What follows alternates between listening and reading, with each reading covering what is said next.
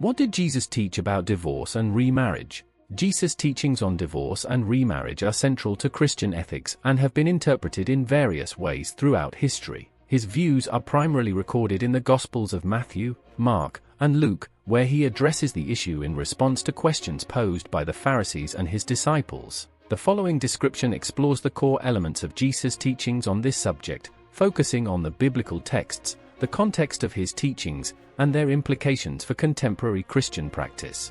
Biblical context and key passages. The primary passages where Jesus discusses divorce and remarriage are found in Matthew 5 verses 31 to 32, Matthew 19 verses 3 to 9, Mark 10 verses 2 to 12, and Luke 16 verse 18. In these scriptures, Jesus emphasizes the sanctity of marriage and the seriousness of divorce. Matthew 5 verses 31 to 32.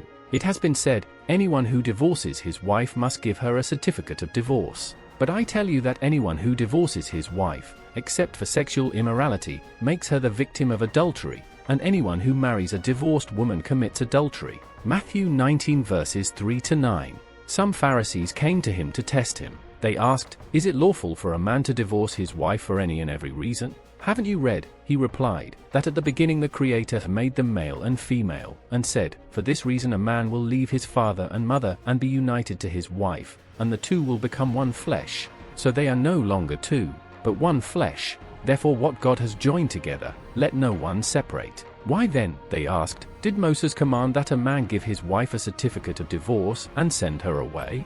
Jesus replied, "Moses permitted you to divorce your wives because your hearts were hard, but it was not this way from the beginning. I tell you that anyone who divorces his wife, except for sexual immorality, and marries another woman commits adultery." Mark 10 verses 2 to 12 and Luke 16 verse 18 present similar teachings, underscoring the permanence of marriage and the restrictive conditions under which divorce is permissible.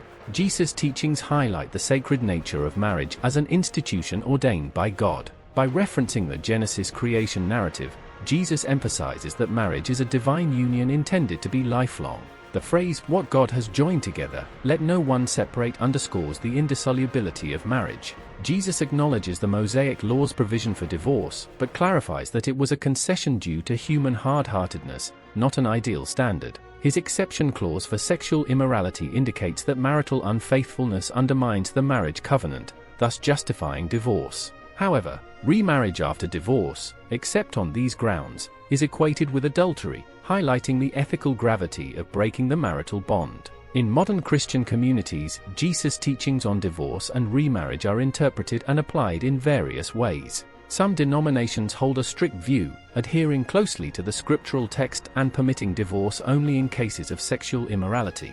Others adopt a more pastoral approach, considering factors like abuse, abandonment, and irreparable marital breakdowns as legitimate grounds for divorce. The emphasis on the sanctity and permanence of marriage encourages couples to seek reconciliation and uphold their marital vows. Churches often provide counseling and support to strengthen marriages and assist those facing marital difficulties. Jesus' teachings on divorce and remarriage call for a high view of marriage, emphasizing its divine origin and lifelong commitment. While acknowledging human frailty and providing an exception for marital unfaithfulness, Jesus challenges his followers to honor the marriage covenant deeply. His teachings continue to guide Christian ethics and pastoral care, balancing the ideals of marriage with compassion for those experiencing marital hardships. Thank you for watching Celestial Chronicles. Until next time, keep seeking, keep questioning, and keep the chronicles of your own journey alive.